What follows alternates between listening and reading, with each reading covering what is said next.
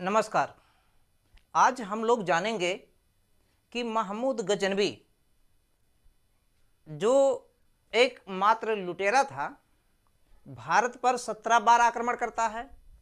पहला आक्रमण 1000 ईस्वी में जो हिंदू कुश पर्वत है उसके इर्द गिर्द के क्षेत्रों में करता है।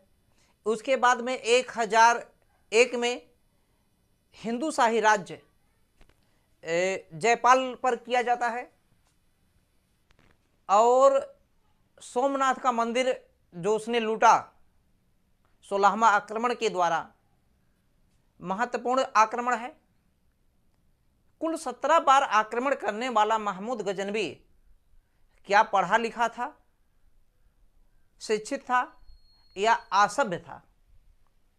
क्या उसके पास विद्वान थे कि नहीं थे?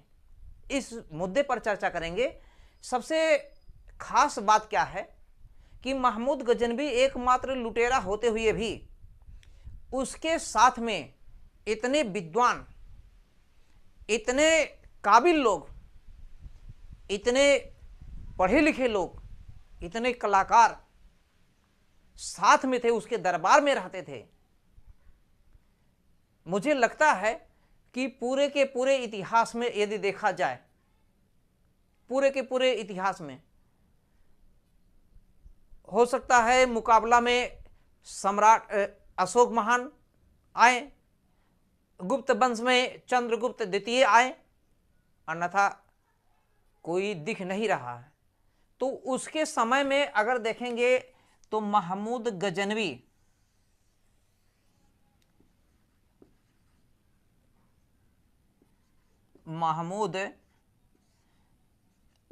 गजनवी ये गजनी का शासक है।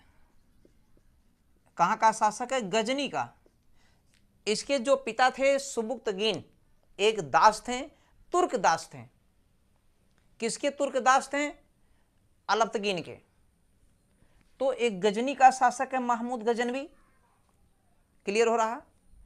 इसके समय के जितने विद्वान हैं, अगर मैं बात करूं विद्वानों की,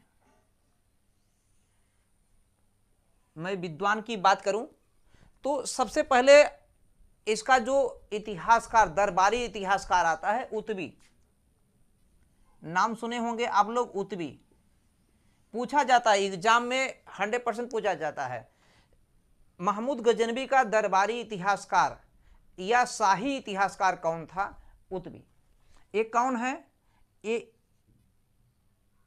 शाही इतिहासकार। शाही लिखें या दरबारी इतिहासकार। इतिहासकार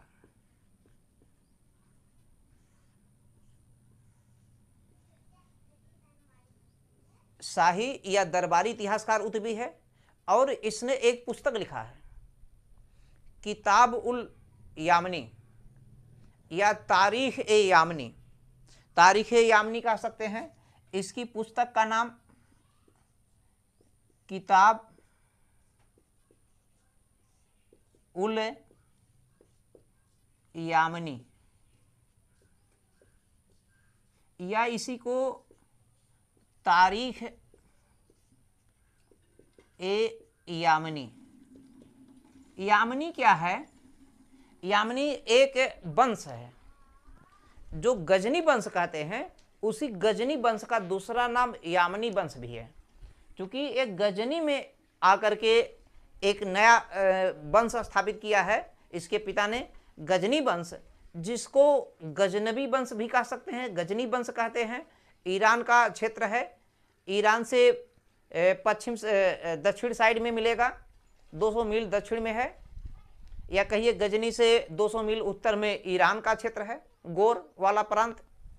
तो गजनी को यामनी वंश कहते हैं। इसलिए इनके पुस्तक ने इन्होंने जो लिखा है उतबी ने, तारीख यामनी या किताब उल यामनी। क्लियर हो गया? कौन है शाही इतिहासकार, दरबारी इतिहासकार? यहां तक क्लियर हो गया। इसके साथ में एक आपको मिलेगा अलग, देखेंगे बैहाकी का नाम सुना होगा। बैहाकी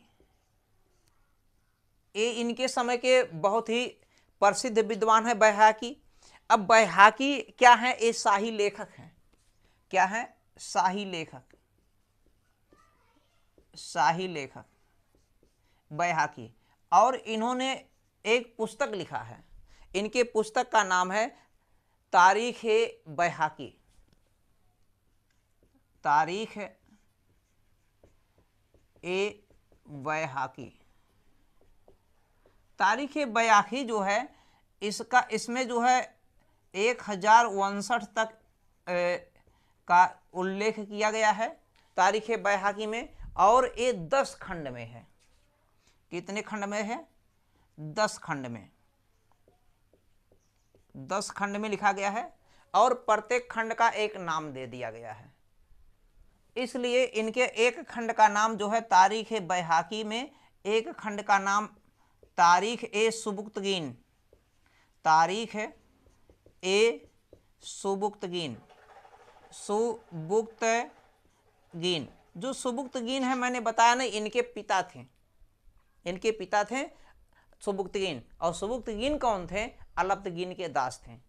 तो तारीख ए सुबुक्तगीन ये तारीख ए बैहाकी का एक खंड है। तो इसका मतलब तारीख ए सुबुक्तगीन का लेखक कौन? बैहाकी। तारीख ए बैहाकी का लेखक बैहाकी शाही लेखक हैं। और साथ में इसी को तारीख ए मसूदी। तारीख ए मसूदी अगर एक भाग का नाम है तारीख ए मसूदी, तारीख ए मसूदी भी कह सकते हैं। और एक भाग है ताजुल फुतूह। ताजुल फुतूह। ताजुल फुतूह 3 खंड मैंने बता दिया। ऐसे 10 खंड है। 3 इंपॉर्टेंट है।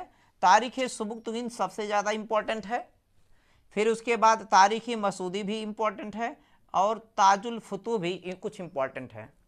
तो बैहाकी शाही लेखक हैं। इस पुस्तक में तारीख ए बैहाकी में 1059 तक का इतिहास का उल्लेख है। इसका मतलब इन पुस्तकों से हमें जानकारी किसका मिलता है? इन सब का जानकारी मिलता है।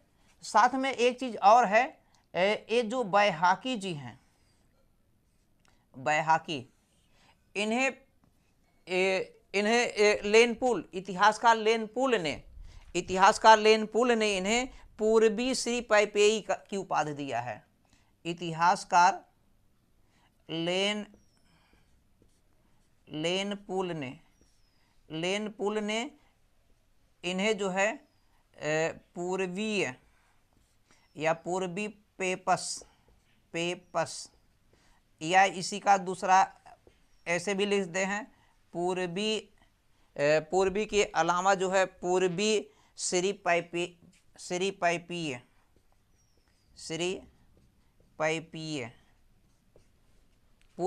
पैपीय या पूर्वी पेप्स उपाधि दिया है। लेनपुल ने इन्हें क्या दिया? उपाधि बैहाकी जी को। यहां तक क्लियर हो गया है। ये अगर ये पूछ लिया जाए कि इन्हें उपाधि किसने दिया है, या पूर्वी पेप्स की उपाधि या पूर्वी श्री पैपी की उपाधि जो है किसने दिया है? बैहाकी को लेनपुल ने, या लेनपुल ने ये उपाधि किसे दिया? बैहाकी को। बैहाकी की पुस्तक तारीख बैहाकी या तारीख सुबुक्तगीन, तारीख मसूदी या ताजुल फुतूह है ना, ये बैहाकी किसके समय के? इनके समय के विद्वान कवि हैं, विद्वान लेखक हैं। इसके साथ में आपको एक और मिलेंगे, नाम सुना होगा अलबरूनी। अलबरूनी उज्बेकिस्तान का रहने वाला है और ये महमूद गजनवी की आक्रमण के समय ही भारत में आ गया है। महमूद गजनवी के समय आक्रमण के समय भारत में आ गया। उज्बेकिस्तान का रहने वाला है। इतिहास का जानकार, भूगोल का, तर्कशास्त्र का, खगोल शास्त्र का, दर्शन शास्त्र का, गणित का, विज्ञान का, चिकित्सा का, कई विषयों का ये जानकार ज्ञाता है। इसने पुस्तक लिखा है। इसकी पुस्तक का अगर नाम देखेंगे तो किताब उल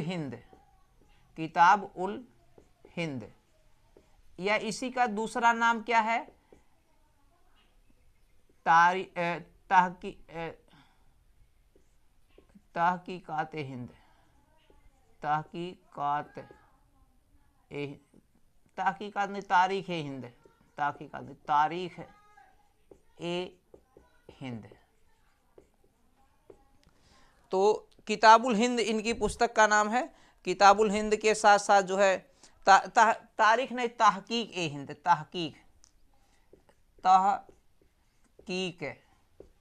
तहकीक ए हिंद, FC है हुआ, तहकीक ए हिंद।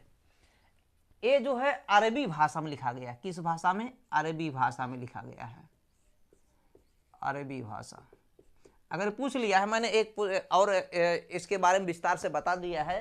तहकीक हिंद या किताबुल हिंद अल-बरूनी की पुस्तक है, इस पे और भी विस्तार में बता दिया है। तो ये अल-बरूनी ये भी इन्हीं के समय के विद्वान हैं, कवि हैं, लेखक भी हैं, तो कई चीज़ के जानकार हैं। इनके साथ में और अगर हम देखेंगे, ये तो बहुत बड़ा हमने बता दिया है, इम्पोर्टेंट चीज़ है, बहुत ज़्यादा इसमें है। इसमें इतिहास जो है 1017 से लेकर 1030 ईस्वी तक का उल्लेख है, क्योंकि 1030 में महमूद गजनवी का मृत्यु हो जाता है। इसका अंतिम आक्रमण 1027 में जाट और खोखरों के विरुद्ध सिंध पर हुआ था। क्लियर हो गया? जाट और सिंध पर, खोखरों पर क्यों आक्रमण किया था? क्योंकि वो लोग जो है इसके जब सोमनाथ के मंदिर को लूट के लेके जा रहे थे, इसके लूटे गए धन को जाट और खोखरों ने जो है लूट लिया था। इसलिए प्रतिशोध लेने के लिए, बदला लेने के लिए इसने सिंध पर आक्रमण किया था। अगला हम देखेंगे, एक हमारे पास अलग है, अल मसूदी।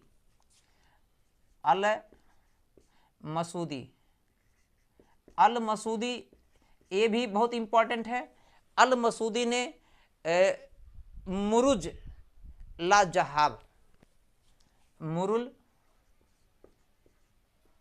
मुरुज ला जहाब, ये पुस्तक है, इंपॉर्टेंट है, पूछा गया पुस्तक है। मुरुज ला जहाब, मुरुज ला जहाब ये पुस्तक जो है किसने लिखा है? अल मसूदी ने लिखा है। और अल मसूदी कौन था? महमूद गजनवी के समय का एक प्रसिद्ध व्यक्ति था, प्रसिद्ध आदमी था। यहाँ तक क्लियर हो गया है। अरबी भाषा में अगर नहीं दिख रहा है तो लिख सकते हैं यहाँ पर, अरबी भाषा, अरबी भाषा है ना। इसमें 1000 से लेकर जो है 1017 से लेकर 1030 तक का इतिहास है। ठीक, किताबुल हिंद या तहकीक हिंद अल-बरूनी का। इसके साथ में हम देखेंगे, अल-बरूनी के साथ में फराबी का नाम सुना होगा। फराबी आपको मिलेगा। फराबी ये दर्शन शास्त्र का बहुत ही जानकार था। दर्शन शास्त्र का ज्ञाता था। फराबी दर्शन शास्त्र का ज्ञाता, बहुत इंपॉर्टेंट व्यक्तित्व है। फराबी महमूद गजनवी के समय का है। इसके साथ में हम देखेंगे उजारी। उजारी भी महमूद के समय का प्रसिद्ध कवि है। उजारी ये क्या है? प्रसिद्ध कवि महमूद गजनवी के ही दरबार का है उजारी। इसके पुस्तक का नाम इंपॉर्टेंट नहीं इसलिए नहीं बता रहे हैं। और है असदी तूसी,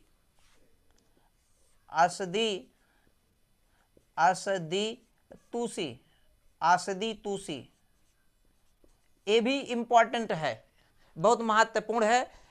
कई चीज का जानकार है, चिकित्सा का भी और चीज़ों का भी जानकार है। आसदी तूसी इम्पॉर्टेंट इसकी पुस्तक नहीं है इसलिए छोड़ दिया जाता है। इसके साथ में हम देखेंगे और चीज़ें देखेंगे। हमारे पास और जो इम्पॉर्टेंट व्यक्ति हैं इनका नाम है हमारे पास फिरदौसी। हमने एक टॉपिक में बता भी दिया है, फिरदौसी एक व्यक्तित्व है, ऐसा व्यक्तित्व, इस व्यक्तित्व को हम लोग कह सकते हैं दरबारी कवि है, शाही कवि है, शाही या लिखें या दरबारी लिखें, कवि है। और इसी ने ही पुस्तक लिखा है शाहनामा पुस्तक लिखा है। और ये शाहनामा जो पुस्तक लिखा है ये भी इम्पॉर्टेंट है, फिरदौसी के द्वारा लिखा गया है। फिरदौसी जो है महमूद गजनवी के समय का है। महमूद गजनवी ने ही फिरदौसी से कहा, मेरे मित्र, मेरे भाई, भाईजान जो भी कहना होगा। उन्होंने कहा कि एक तुम पुस्तक लिखो, शाहनामा, मेरे ऊपर, मेरे विस्तार में, मेरी प्रशंसा में लिखो। ये फिरदौसी एक ऐसा व्यक्ति है, भारत में नहीं आया, will never come to India, Bharat में कभी भी नहीं आया है, लेकिन भारतीयों के बारे में, यहाँ के रीति रिवाज के बारे में, यहाँ के वनस्पतियों के बारे में, यहाँ संस्कृतियों के बारे में विस्तार से वर्णन किया।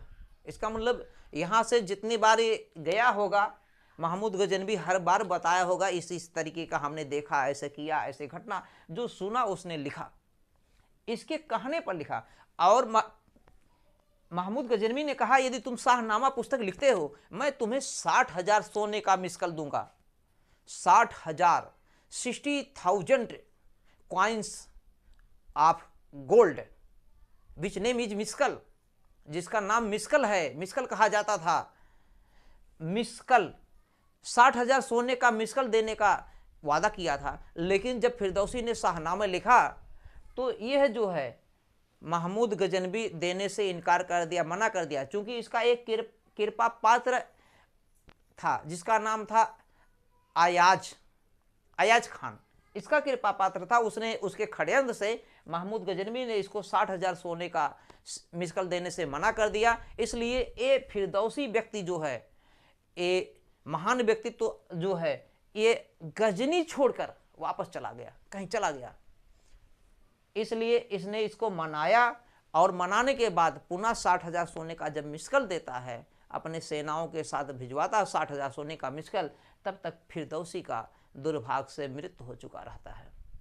तो इम्पॉर्टेंट है, शाहनामा किसने लिखा है? फिरदौसी ने लिखा है। महमूद गजनवी के बारे में, उसके व्यक्तित्व के बारे में, उसके जीवन के बारे में, उसके बचपन से लेकर अनेक लड़ाइयों तक के, फिर आगे तक की भी कहानियों का उल्लेख मिलता है। तो बैहाकी मोस्ट इम्पॉर्टेंट हैं। इसके साथ में हमारे पास और कौन आते हैं? उजारी हो गया, फराबी हो गया, अल-मसूदी हो गया, और क्या नाम, उनसूरी है,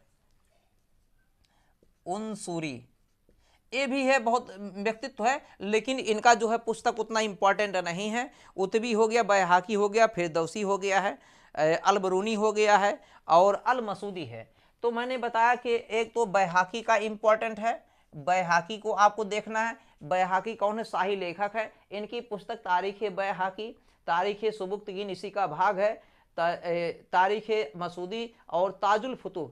और इनको इतिहासकार लेनपोल ने क्या कहा है? दरबारी इतिहासकार है। अल-बरूनी को मैंने बता दिया है, इनका एक विस्तार में टॉपिक है। फिरदौसी का मैंने बता दिया है। इसके बाद जो है अल-मसूदी जो है, इनको बता दिया, इम्पॉर्टेंट है। इतने सब इम्पॉर्टेंट ही इम्पॉर्टेंट हैं, एक नज़र में आपको देखना है।